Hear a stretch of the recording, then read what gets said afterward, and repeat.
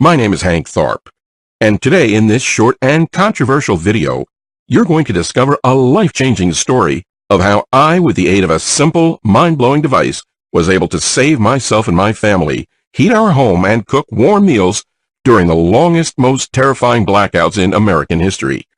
I'm going to reveal for the very first time how this revolutionary invention that can be used by anyone around the globe to generate whopping amounts of electricity can help you ameliorate your electric bill almost overnight. I will also reveal how you, like the other 22,103 folks who have already successfully used the very same technique, can live a better life with more money in your pockets. I know your curiosity is piqued, and you want to know exactly how this simple system works right now.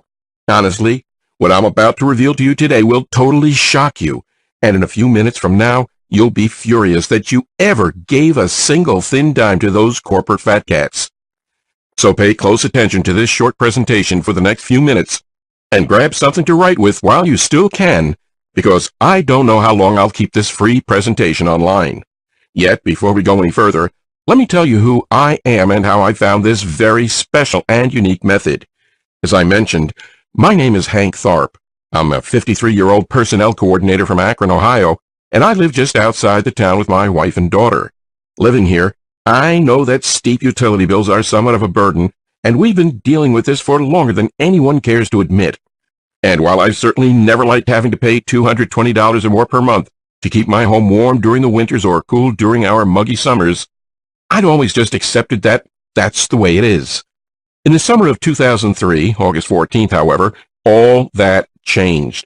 The absolute worst day of my life, a day known as the day the lights went out. Listen, here in Ohio, blackouts are not something out of the ordinary. Yet, this time was different.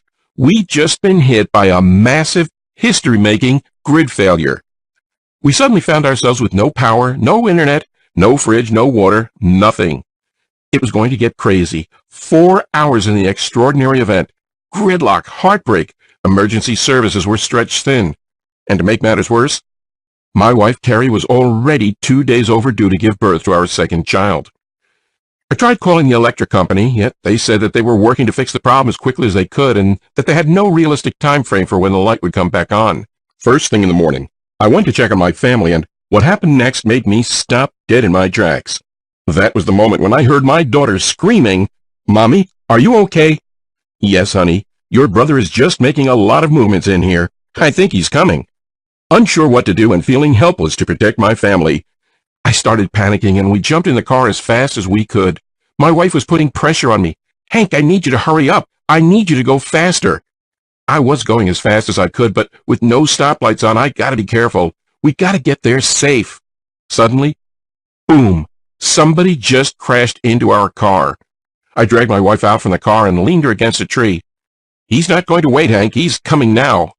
I shouted, begging for help. "Help! My wife is in labor. Can you please help?" A lady came to help us, to help my wife, and somehow she managed to give birth to our son.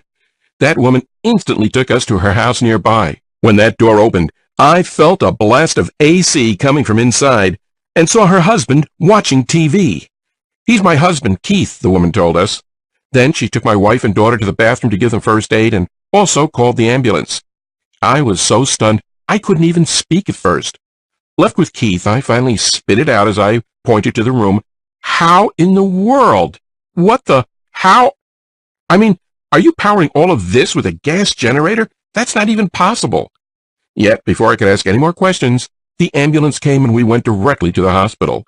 My wife, my daughter, and newly born son were safe and sound, and we finally felt relieved. Yet, that was the single most devastating moment of my life. I felt like my world collapsed. I felt powerless because there was nothing I could do to protect the ones I love. I decided at that very moment that I would never put the safety of my family on the line like that ever again. After we came back from the hospital and things came back to normal, I immediately began researching every single energy alternative I could find. I made it my sole purpose because leaving my family's well-being in the hands of electric companies clearly wasn't an option anymore. Not only did their power lines always seem to go down during bad storms, but they'd been absolutely price gouging me for more than a decade.